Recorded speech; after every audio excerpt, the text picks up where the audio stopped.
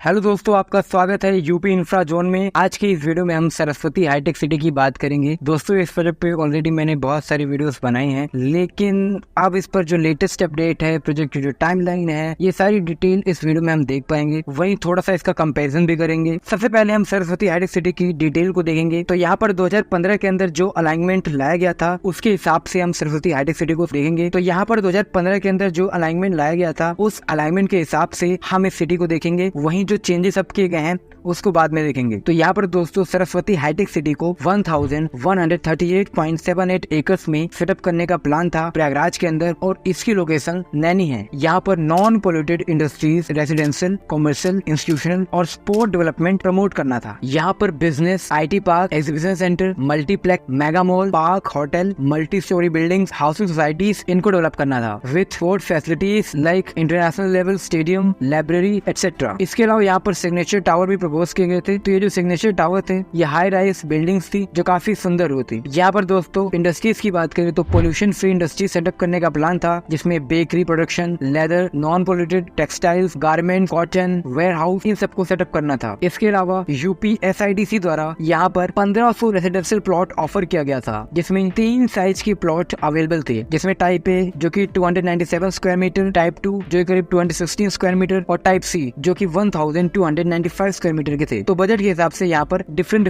Residential plots available किए जाते। यही चीज इंडस्ट्रीज में लागू होती थी। इसके अलावा कॉमर्शियल डेवलपमेंट में ये लागू होती थी। कॉमर्शियल डेवलपमेंट की बात करें तो यहाँ पर मॉल, हॉस्पिटल, शॉपिंग कॉम्प्लेक्स और स्टार टावर सेटअप करने थे। वही अगर इंस्टीट्यूशनल डेवलपमेंट की बात करें तो यहाँ पर school, college, university, training and skill development centre को सेटअप करने का प्लान था।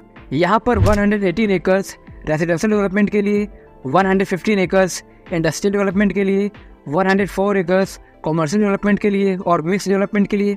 इसके अलावा 112 एकर्स इंस्टीट्यूशनल डेवलपमेंट के लिए रिजर्व किया गया था। इसके अलावा जो वाटर बॉडी होती है, ग्रीन एरिया होता है, उसके लिए 219 एकर्स रिजर्व किया गया था।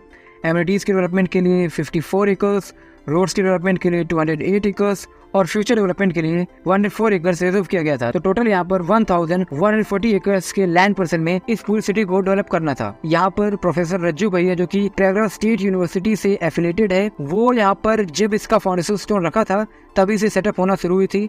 इसके अलावा जेनेसिस मिशन लाइब्रेरी, इसमें भी यहाँ पर काम शुरू किया गया था। तो इन्हीं को प्लॉट अवेलेबल किए गए थे। तो अब दोस्तों एक बार हम इसका मैप देख लेते हैं 2015 का जो अलाइनमेंट था उसके हिसाब से। तो आप ये जो येलो प्लॉट देख पा रहे हैं, ये सारे हाउसिंग ग्रुप्स, रेजिडेंशियल प्रोजेक्ट्स, इन सब के लिए रिजर्व थे। ये पूरा एरिया इसी के लिए रिजर्व किया गया था। वही अगर आप जो वॉयलेट लाइन और ये जो पिंक लाइन वाला आप देख पा रहे हैं, डिफरेंट शेड है इसके, तो ये रिजर्व किया गया था इंडस्ट्रियल डेवलपमेंट के लिए। इसके अलावा जो डार्क ब्लू वाला कलर दिख रहा है, वहाँ पर हॉस्पिटल, मेडिकल, इससे संबंधित जो डेवलपमेंट है उसके लिए लैंड को रिजर्व किया गया था। वहीं पर जो वॉयलेट कलर है और जो पिंक के डिफरेंट शेड है, यहाँ पर इंडस्ट्रियल डेवलपमेंट के लिए लैंड को रिजर्व किया गया था। तो दोस्तों ये मैप के अंदर आपको दिखाया गया है कहाँ कहाँ क्या क्या सेटअप करने का प्लान था। वहीं आपको ये जो रेड कलर दिख रहा है बीचों बीच, यहाँ पर मिक्स यूज और स्टार टावर को डेवलप करने का प्लान था। लगभग ये कॉमर्शियल डेवलपमेंट में ही शामिल था। तो ये पुराना अलाइनमेंट था। हाल में जो अलाइनमेंट लाया गया है उसमें काफी परिवर्तन किए गए हैं। तो ये जो आप स्टार टावर जहाँ पर सेटअप करना था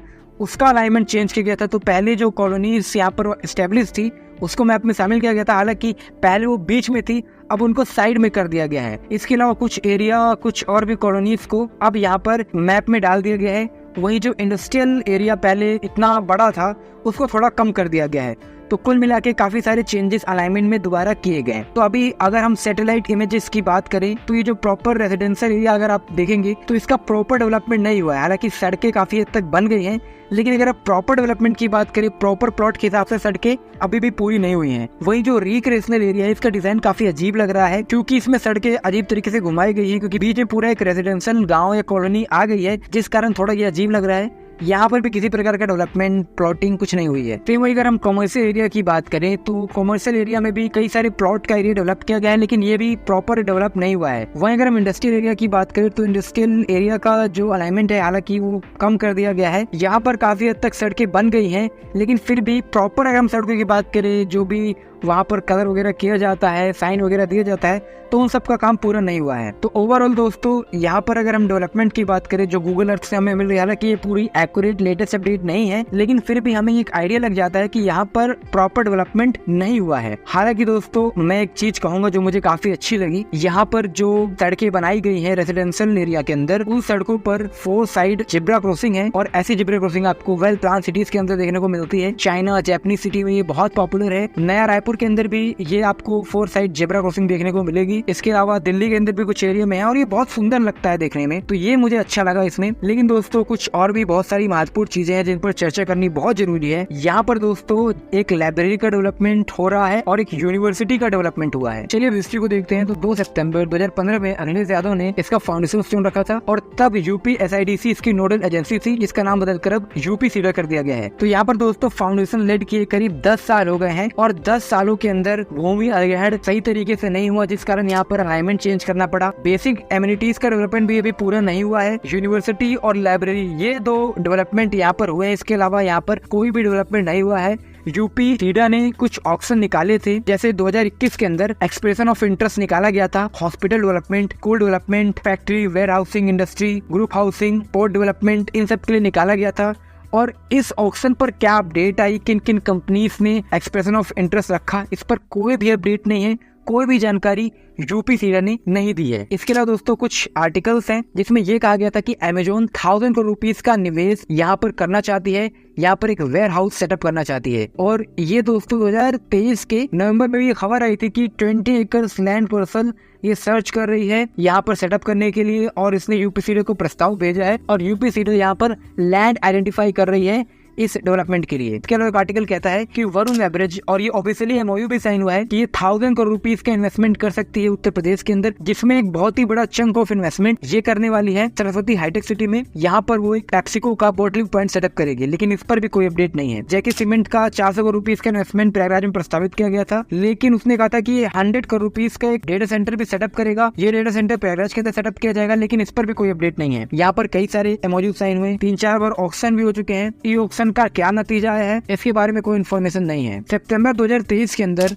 यूपी फॉरेस्ट डिपार्टमेंट ने प्लान किया था कि करीब वो 87,000 प्लांटेशन करेंगे। बहुत सारे लोगों का यहाँ पर ये कहना है कि सिटी काफी अच्छी तरीके से, हालांकि देखा जाए तो सड़कें वगैरह डेवलप हो गई हैं, काफी बड़ा लैंड पार्सल है, लेकिन वो एक रेगिस्तान की तरह लगता है क्योंकि वहाँ पर ग्रीनरी नहीं है। तो यूपी फॉरेस्ट डिपार्टमेंट ने कहा था कि वो यहाँ पर 87,000 प्लांट्स को प्लांटेशन करेंगे कुंभ से पहले, लेकिन इस पर भी कोई अपडेट नहीं है। तो फिलहाल दोस्तों अथॉरिटी ने, यूपी सीडा ने, मैंने जैसा कि पहले भी कहा है कि यूपी सीडा उत्तर प्रदेश गवर्नमेंट की one of the insufficient authority है प्रोजेक्ट्स को एग्जीक्यूट कराने के मामले में, और इन्होंने कितनी बार भी ऑक्शन करा हो इसका कोई रिजल्ट निकला नहीं है, इन्वेस्टमेंट हुआ नहीं है। अब हो सकता है कि सही से यहाँ पर कोऑर्डिनेशन नहीं बैठ पा रहा है, और जरूरी बात यह है कि इतने साल होने के बाद भी इतना इंफ्रास्ट्रक्चर यहाँ पर डेवलप हुआ है, मेन समस्या कहाँ आ रही है, ऑक्शनिंग क्यों ठीक से नहीं हो पा रही है। यूपी सीडा को यहाँ पर इसका जवाब देना चाहिए। यहाँ पर यूपी सीडा साफ साफ लैक ऑफ अकाउंटेबिलिटी को दर्शा रही है, और लैक ऑफ अकाउंटेबिलिटी के कारण यहाँ पर कुछ हो नहीं पा रहा है, कोई भी डेवलपमेंट नहीं हो पा रहा है। इसके अलावा दोस्तों थोड़ा सा कंपैरिजन कर लेते हैं। बहुत सारे लोग ये कंपैरिजन करते रहते हैं कि जो गिफ्ट सिटी है,